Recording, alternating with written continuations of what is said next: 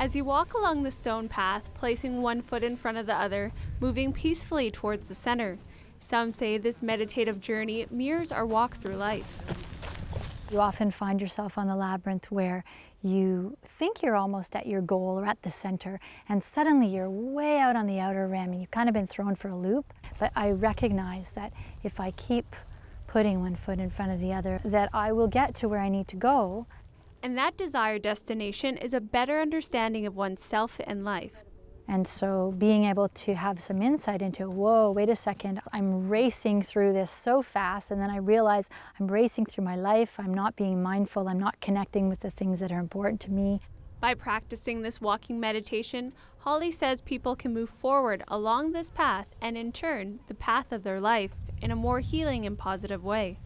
When I was in the process of losing someone I really love in my life, and I just walked, and it held my grief. The walk itself just held my grief, and when I got to the center, it's like I could let it all go. These ancient symbols are found and used in cultures all over the world, but only a handful of labyrinths are similar to the one here on Winchester Road.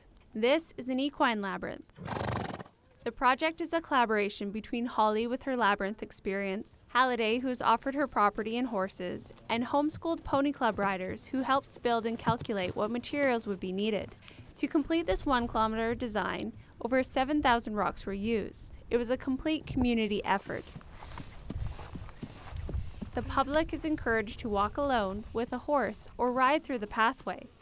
Halliday says you don't need to own a horse, have experience with horses, or really be comfortable around them. You just need an openness to try it out. He's like, okay, let's try this then. So come back to his shoulder and just often walking the parameters of the labyrinth and walking through it and talking to people as they're leading the horses through. And what it does is it allows them to look at that behavior in the context of the labyrinth, which is really the context of their life.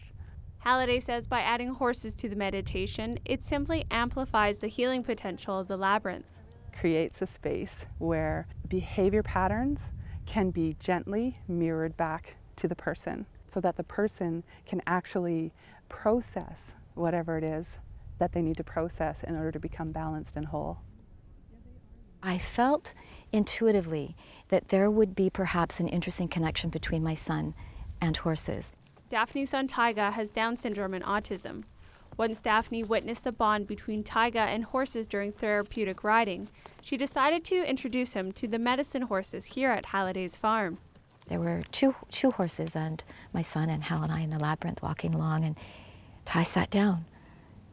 And the horses had also stopped, and Hal said, this is the actual sort of sector of divine love where they stopped, and none of them wanted to move. Daphne says that silent bond happening between the horses and her son has encouraged him to communicate better with other people. And although the changes may be subtle, they're also very profound. I actually heard him whinnying once when he was in the round. He was making these sort of funny sounds with his mouth, and I thought, okay, you know, I'm the one on the learning curve here probably more than he is. I think he's really at home. Halliday and Holly hope more people will take the opportunity to experience just what the labyrinth can do firsthand. The labyrinth is open to all members of the community by appointment. In Coombs, I'm Rayanne LaPlante.